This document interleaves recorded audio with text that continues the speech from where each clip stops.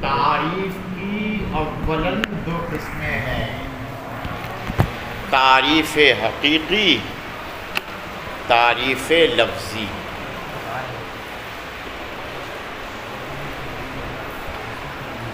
پھر تعریف حقیقی کی دو قسمیں ہیں، تعریف حقیقی بحسب الحقیقت، تعریف حقیقی بحسب الاسم۔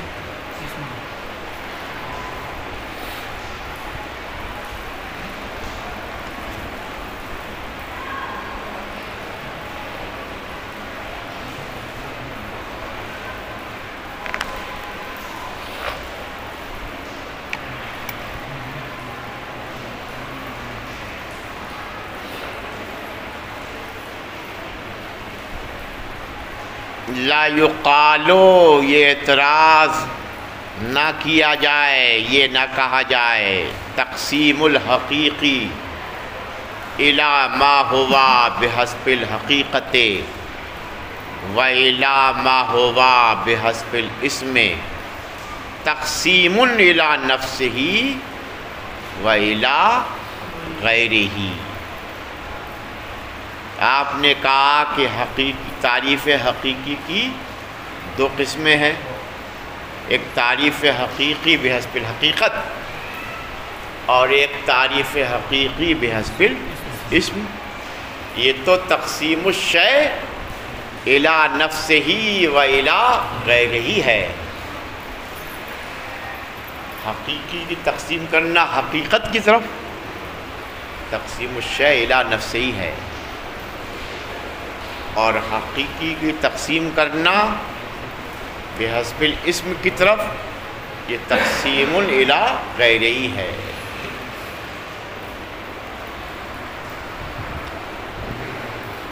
لہذا یہ تقسیم صحیح نہیں ہے۔ کیا جواب ہوگا اس کا؟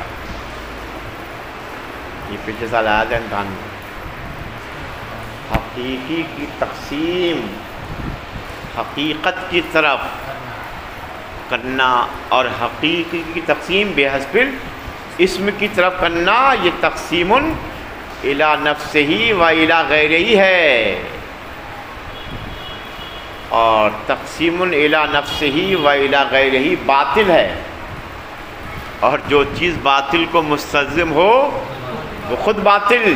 لہذا لہذا حقیقی کی تقسیم کرنا حقیقت کی طرف اور بحسب الاسم کی طرف یہ باطل ہے۔ لأننا نقول، اس لیے کہ ہم کہیں گے، جواب اس کا یہ دے رہے ہیں، جو حقیقی ہے مقسم اس سے مراد کچھ اور ہے، اور جو اس کی قسم ہے بحسب الحقیقت اس سے مراد کچھ اور ہے۔ لأننا نقول، اس لیے ہم کہتے ہیں، اراد المصنف قدس سرہ، مصنف نے حقیقی سے مراد لیا ہے، حقیقی جو مقسم ہے کیا مراد لیا ہے؟ وہ جو فائدہ دیتا ہو شے کی ماہیت کی معرفت کا۔ حقیقی سے مراد کیا ہے؟ وہ جو فائدہ دیتا ہو عام ازی کہ وہ ماہیت موجود ہو او لا، یعنی مقسم جو حقیقی ہے وہ عام ہے، وہ کیا ہے؟ عام۔ عام کیسے؟ حقیقی سے کہتے ہیں جو شے کی ماہیت کی معرفت کا فائدہ دے عام ازی کہ وہ ماہیت موجود ہو یا موجود۔ وَبِمَا هُوَ بِحَسْبِ الْحَقِیقَةِ، اور مصنف نے ما ہوا بحسب الحقیقت سے مراد لیا ہے وہ جو حقیقت موجودہ کی معرفت کا فائدہ دے۔ تو مقسم میں اور اس کی قسم میں فرق ہے۔ مقسم ہے عام، اور اس کی جو قسم ہے حقیقت وہ کیا ہے؟ خاص۔ اور ما ہوا بالاسم سے مراد لیا ہے وہ جو فائدہ دیتا ہو حقیقت اعتباریہ اصطلاحیہ کی معرفت کا۔ تینوں علیحدہ ہو گیا، تینوں. تو تقسیم الشیء الی نفسہ اور تقسیم الشیء الی غیرہ لازم نہیں آیا.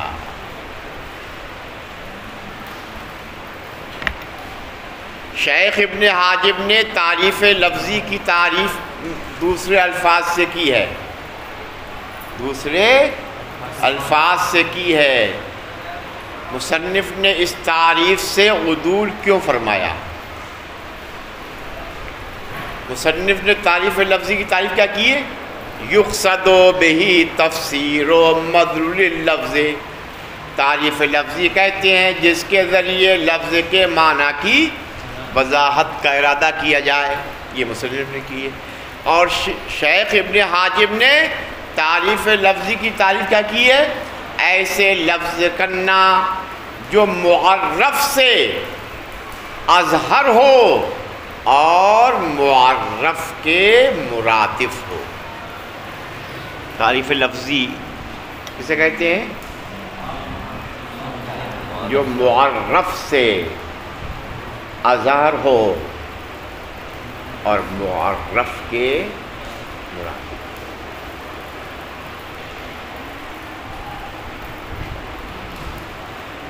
جیسے کہ غضنفر کی تعریف هو الاسد. تو اسد جو ہے غضنفر سے زیادہ ظاہر ہے اور اس کا مرادف. تو اس تعریف سے عدول کیوں کیا؟ کہتے فَيَرِدُ عَلَيْهِ. اس تعریف پر اعتراض وارد ہو رہا ہے کہ وجود کی جتنی بھی تعریفات ہیں وہ لفظیہ ہیں، باوجود کہ وہ ترادف سے متصف نہیں ہوتی ہیں. کیا ہوا؟ کیوں؟ فَيَرِدُ عَلَيْهِ. تو اس پر اعتراض وارد ہو رہا ہے کہ وجود کی جتنی بھی تعریفات ہیں وہ سب لفظیہ ہیں، باوجود کہ وہ ترادف سے متصف نہیں ہوتی ہیں. کیوں؟ اس لیے کہ ترادف مفرد کے اوصاف میں سے ہے اور وجود کی تعریف کیا ہے؟ مرکب ہے. وجود کی تعریف کیا ہے؟ مرکب ہے. اس لیے مصنف نے علامہ ابن حاجب کی اس تعریف لفظی سے عدول کیا. وجود کی تعریف لفظی ہے لیکن کیا ہے؟ مرکب ہے.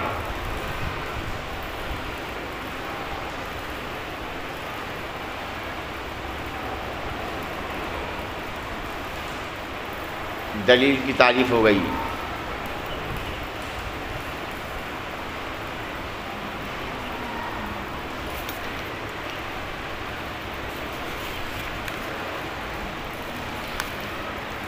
حکماء کے نزدیک اور اصولین کے نزدیک دلیل میں کیا فرق ہے؟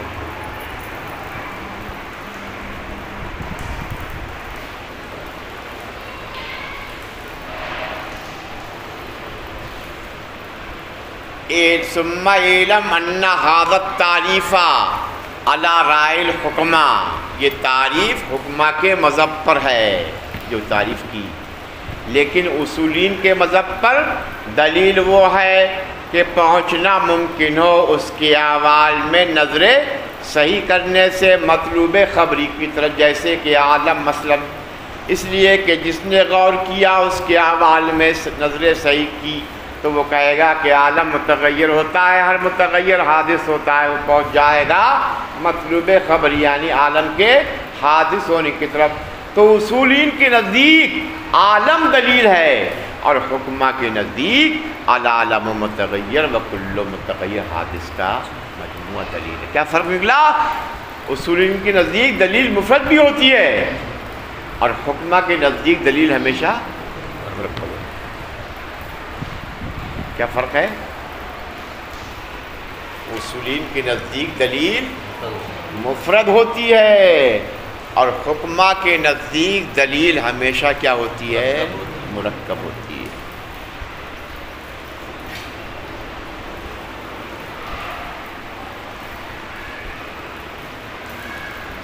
مناظرہ کی اصطلاحوں میں ایک اصطلاح ہے، اس کا نام ہے تقریب.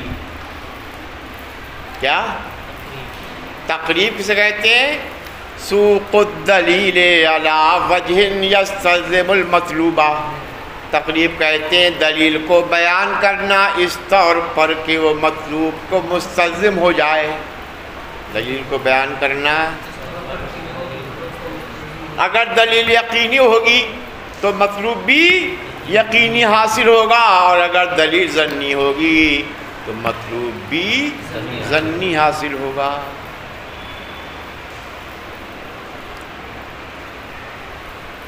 مناظرہ کی اصطلاحوں میں ایک اصطلاح ہے، اس کا نام ہے تعلیل.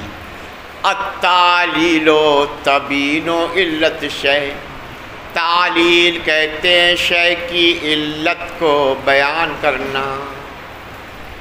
شے کی تعلیل کی تعریف میں علت سے کون سی علت مراد ہے؟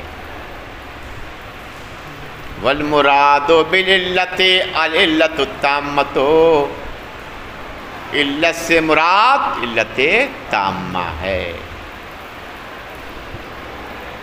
علت سے مراد کون سی علت ہے؟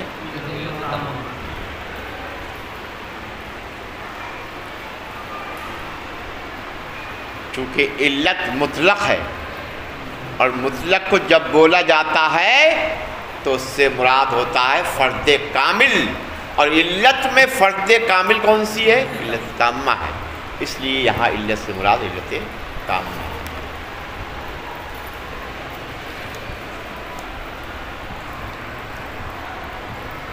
مناظرہ کی اصطلاحوں میں ایک اصطلاح ہے، اس کا نام ہے منع. منع کہتے ہیں دلیل کو طلب کرنا معین مقدمے پر. دلیل کو طلب کرنا معین وَيُسَمَّى ذَلِكَ الطَّلَبُ، اور اس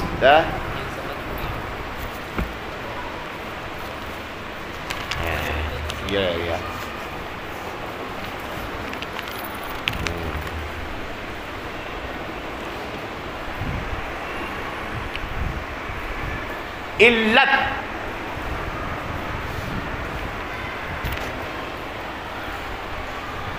علت کسے کہتے ہیں؟ علت سے مراد یہاں عام ہے علت قریبہ ہو یا علت بعیدہ. علت وہ ہے جس کی طرف شے اپنی ماہیت میں محتاج ہو، بہی طور وہ شے نہ پائی جائے بغیر اس علت کے. جیسے کہ قیام و رکوع سجود قاعدہ اخیرہ یہ نماز کے لیے علت ہیں. نماز کے لیے کیا ہیں؟ علت ہیں. نماز اپنی ماہیت میں ان کے بغیر نہیں پائی جاتی ہے، اسی کا نام ہے رکن. یہ کیا ہے؟ نماز کے لیے کیا ہے؟ رکن ہے، یہ نماز میں داخل ہے. علت وہ ہے جس کی طرف شے محتاج ہو، اپنی ماہیت میں محتاج ہو یا اپنے وجود میں. بین کا نام مؤثرن فی ہے، بائیں طور وہ اس میں اثر کرنے والی ہو، اور فی مؤثر ہی یا اس کے مؤثر میں اثر کرنے والی ہو اور اس کے بغیر نہ پائی جائے. جیسے کہ مصلی نماز کے لیے علت ہے، مصلی نماز میں اثر کر رہا ہے، نماز بغیر مصلی کے نہیں پائی جائے گی. وَجَمِيعُهُ، اور اگر دونوں کو ملا دیا جائے اسی کا نام ہے علت تامہ. دونوں کون سا؟ جس کی طرف شے محتاج ہو اپنی ماہیت میں بھی اور اپنے وجود میں بھی، اسی کا نام کیا ہے؟ علت تامہ. مناظرہ کی اصطلاحوں میں ایک اصطلاح ہے، اس کا نام ہے ملازمہ. ملازمہ، تلازم، استلزام، یہ تینوں ایک ہی معنی میں ہیں. کون کون؟ ملازمہ، تلازم، استلزام، تینوں کی تعریف ایک ہے. کیا ہے؟ حکم. ایک حکم چاہے دوسرے حکم کو، ایک حکم یعنی جب مقتضی پائے جائے تو مقتضی بھی پایا جائے مقتضی کے وجود کے وقت. جیسے کہ سورج کا طلوع ہونا اور دن کا موجود ہونا، جب سورج طلوع ہوگا تو دن موجود بھی ہوگا. اس کا نام ہے ملازمہ، تلازم، استلزام.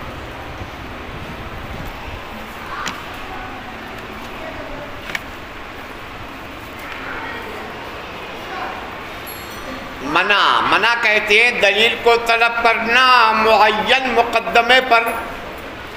اسی طلب کا نام رکھا جاتا ہے مناقضہ، نقض تفصیلی بھی، جیسے کہ اس کا نام رکھا جاتا ہے منع.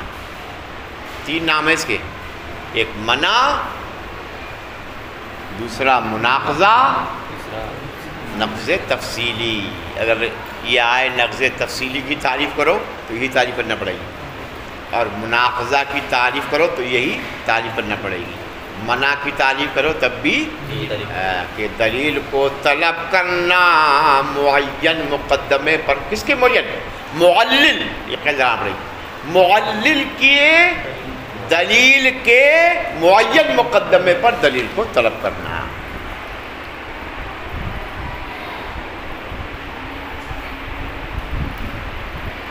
منع کی تعریف میں معینہ کی قید کیوں لگائی؟ منع کی تعریف میں معینہ کی قید کیوں لگائی؟ وقیدہا، نیچے ہے 2 لائن چھوڑ کر، وقیدہا بالمعینہ، اور اس کو مقید کیا معینہ سے تاکہ اعتراض وارد نہ ہو نقض اجمالی سے. نقض اجمالی میں دلیل کو طلب کیا جاتا ہے غیر معین مقدمے پر. غیر تو معینہ کی قید لگا کر کس کو نکالنا ہے؟ لفظ اجمالی کو نکالنا ہے.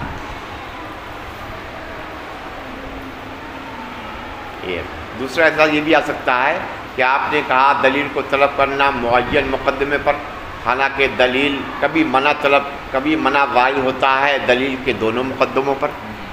دلیل کے، اور آپ نے معینہ کی قید لگائی تو اس کا جواب یہ دینا کہ جہاں منع وارد ہوتا ہے دلیل کے دونوں مقدموں پر وہاں منع ہے، منع نہیں ہے. وہاں کیا ہے؟ اور ہم تعریف منع کو نہیں کر رہے ہیں، ہم تعریف کر رہے ہیں منع کی. اور منع، ایک منع وہ معین مقدمے ہی پر وارد ہوتا ہے. منع کی تعریف میں مقدمہ آیا، اس لیے مقدمے کی تعریف بھی کر رہے ہیں. مقدمہ وہ ہے جس پر دلیل کی صحت موقوف ہو، جس پر دلیل آمزی کہ وہ دلیل کا جز ہو یا دلیل کا جز نہ ہو. چلو اس میں نہیں آئے گا.